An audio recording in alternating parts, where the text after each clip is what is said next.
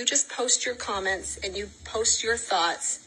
You post your feelings down below as you're watching this information, okay? I'll be right back. So this is a video of Bill Gates briefing the CIA. And this video was done on April 13th of 2005. Let's listen together. Excuse me, on the left over here, we have individuals who are religious fundamentalists, religious fanatics. And this is the expression, RT-PCR, real-time PCR expression of the VMAT2 gene. Over here, we have individuals.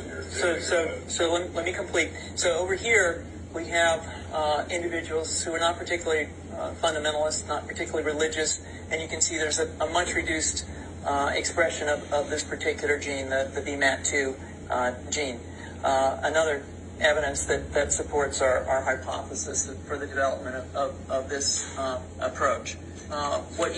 So what you're looking at here is two different graphs. This graph right here on this side in the green shows, it illustrates individuals who are what Bill Gates deems as being religious fanatics. Okay? There's a particular gene that is expressed in individuals, and those that are not religious fanatics, their genes look like this. Okay? So this is a religious fanatic over here in the green. This is a non-religious fanatic. Okay? All right. What you see here is by studying this virus, we're going to eliminate individuals from going on a bomb test and going into a market, blowing up the market. So our hypothesis is that these are fanatical people, that they have overexpression of the VMAT2 gene, and that by vaccinating them against this, we'll eliminate this behavior. So we have some very, very remarkable data in this next slide. Here we have two brain scans. These are fMRIs.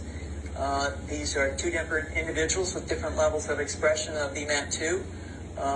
On top is an individual who's a religious fanatic, an individual, and we've repeated this numerous times, that has high levels of VMAT2.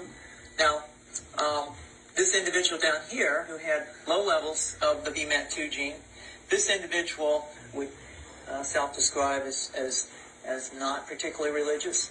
In each case, these individuals were read a religious text. This individual lit up the right middle frontal gyrus, shown here, and that's a part of the brain that's associated with theory of mind. It's a part of the brain that has to do with intents and beliefs and desires.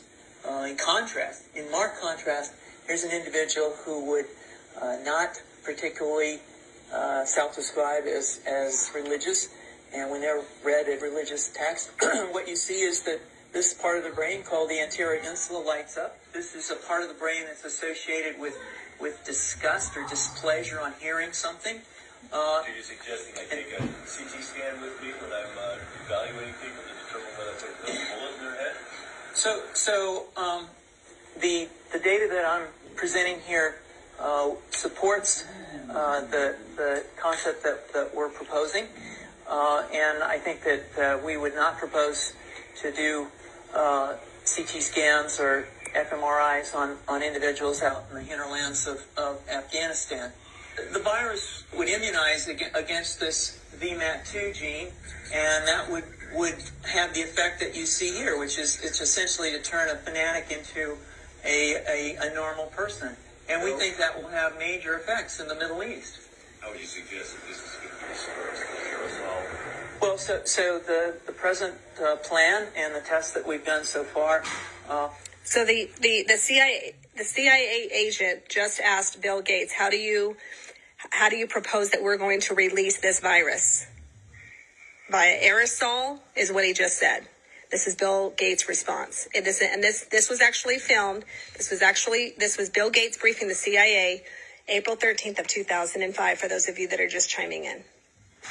Have used respiratory viruses, such as flu or rhinoviruses. And we believe that that's a satisfactory way to get the exposure of the largest part of the population. Most of us, of course, have been exposed to both of those viruses. And we're quite confident that this will be a very successful approach. This is fascinating. What's the name of this proposal? Yeah, so the name of this project is FunVax, which is the vaccine for religious fundamentalism. And you have a proposal already? The proposal has just been submitted, and I think that the data that I have shown you today would support the development of this project, and we think it has great promise.